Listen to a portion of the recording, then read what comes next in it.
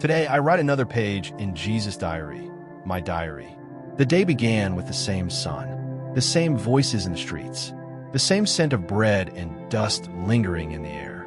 But something inside me was no longer the same. For days, I had spoken of the cross as a destination, as promise, as redemption. But today, I saw it, and it saw me back, not as wood, but as presence, as a witness to everything yet to come. And for the first time, I trembled, not from fear of pain, but from the weight of knowing it already knew me, and it was waiting. Today, I looked the cross in the eyes, and it did not blink. It asked me nothing out loud, but its silence thundered through my soul. Will you still go, even knowing how much it will hurt, even knowing who will leave you, even knowing not everyone will understand? And deep within me, I had no perfect answer, but I had a name, yours, and that was enough to keep me standing, because even when the path is dark, it is still a path. Even when each step aches, they still move forward. Even when heaven stays silent, hope keeps whispering.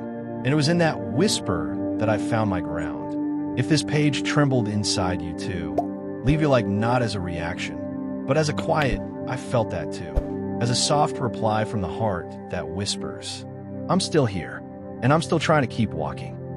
The sun was high, but its light felt different that afternoon. It wasn't brightness, it was weight, a dense kind of light, almost sorrowful. The heat touched the skin not with warmth, but with heaviness. The air carried the scent of aged wood, of sweat, and of silent surrender. The streets were full, but the sound of voices felt distant, like the world was watching in reverent silence.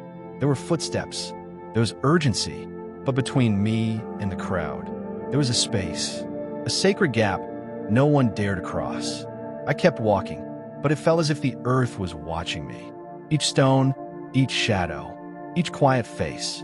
I stopped in front of a carpenter's workshop. Raw wood lay stacked like sleeping bodies. A man struck it with determination, each blow echoing in my chest, like the beat of an ancient drum. Beside him, a woman carried water. Her eyes met mine for a breath, then turned away quickly. But in that glimpse, I saw it. She knew, not in words, but with the deep instinct of someone who feels when something eternal is about to unfold. My feet were steady, but inside, everything trembled. Every step felt like a surrender, as if the road itself whispered, will you still go on? I felt the weight of time, of history, of heaven's eyes, and the Father's silence inside me was not absence. It was preparation. Silence is the breath before something holy is born. And today, that silence was shaping something in me that had no words yet. Everything was alive, and everything was still, as if the entire universe waited for the moment I would say this, or take one step back. But I kept going, not because I was ready, but because, even with a trembling heart, I knew some things must be walked through. Some love must be obeyed. Some callings must be answered, all the way to the end. And then I saw him, a boy, hidden behind a cracked wall, watching everything in silence. His eyes didn't carry fear. They carried something heavier, doubt. He looked at me like someone who wanted to believe, but didn't know if he was allowed. Like someone who had heard stories, but never dared to hope they were true. His face was stained with dust and sweat. His small hands gripped a piece of wood, not as a weapon, but like it was the only thing holding him together. I walked closer. He didn't run. He just stepped back, as if trying not to be seen, in a moment before tears fall. But he wasn't crying. Not yet. His eyes asked me without words, why do you keep going, if you know it will hurt? A raw question, a sacred question, the kind only a child's soul can ask with such naked honesty. And I didn't need to answer with words. I bent down, met his gaze, touched his hand, and that's when I saw it. The piece of wood he held was a cross. Small, rough, uneven, but a cross. He didn't know why, but he clung to it, like it was a part of him. And it was because we all carry crosses. We didn't choose. Wounds we inherited. Silences we learned to swallow. And I understood. That little cross wasn't a warning. It was a mirror. He stood for all who still watch me with unsure eyes. For those who wonder if I'm worth trusting. if love is still strong enough to make the pain worthwhile. And when I touched his hand, I didn't just touch a boy, I touched a generation, the quiet ones, the ones who long to believe that love can still endure, that even trembling, love can still stand. And there, in front of that child, I finally understood. The cross was never only an end, it was a promise, and my pain would one day make sense, so that his doubt could become faith. The afternoon air was dry, but there was no dust in the streets. The ground felt too clean, as if it knew something sacred was about to unfold. The stones shimmered beneath the golden light, and the wind held its breath. Even the trees were still, like nature itself had paused in reverence. The voices of men carried on. They laughed, debated, traded, shouted. But inside me, everything was suspended. My steps were slow, each one heavier than the last, as if I were walking into the heart of my own destiny. I passed a group of children. One of them looked at me, and for a moment, I wished she would never have to see what I was about to see. Farther ahead, a woodcutter passed by, his shoulders burdened with thick, raw timber, bound with rope, balanced against his back. And there, between his shoulder blade and the curve of the wood, my eyes met the image of the cross. I stopped, my chest locked, time froze. Everything around me kept moving, except me. I sat beneath a fig tree, trying to catch my breath. And that's when he came. Not a man, not an angel, but a thought, a presence. The question I had been avoiding. What if I can't endure this? It wasn't the cross that haunted me. It was the absence of voice, the absence of touch, the silence of the Father, the fear of being left alone.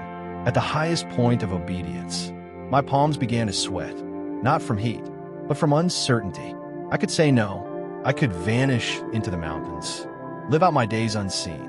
I could choose peace over pain. And then a lame man approached. He didn't ask for anything. He just sat beside me and smiled. And in that wordless smile, I saw the reason. I didn't come for glory. I came for him, for you, for every soul that forgot how to ask for hope. If something in this walk calls to you too, subscribe.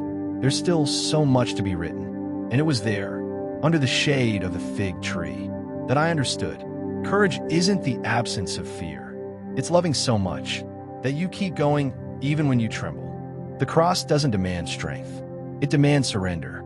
And surrender means knowing it will hurt and walking forward anyway. That afternoon, I learned that obedience isn't the same as understanding. That following the will of heaven rarely comes with guarantees. That saying yes to the divine is often choosing to walk in the dark with your eyes full of light.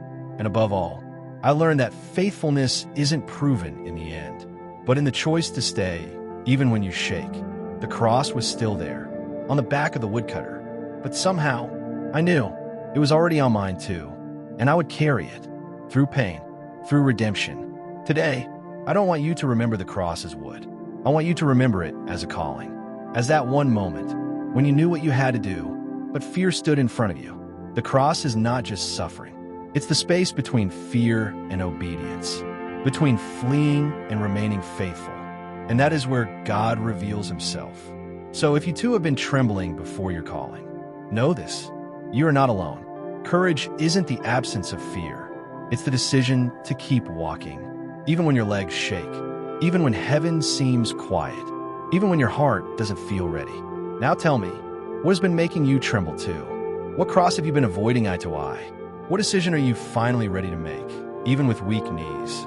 I didn't say anything. I simply let that moment become a word.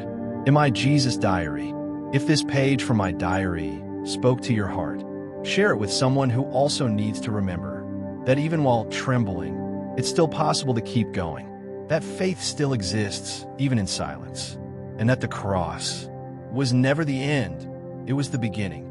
The video now appearing on your screen isn't a coincidence. It was made for this exact moment you're living. Don't ignore the whisper. Watch it through to the end.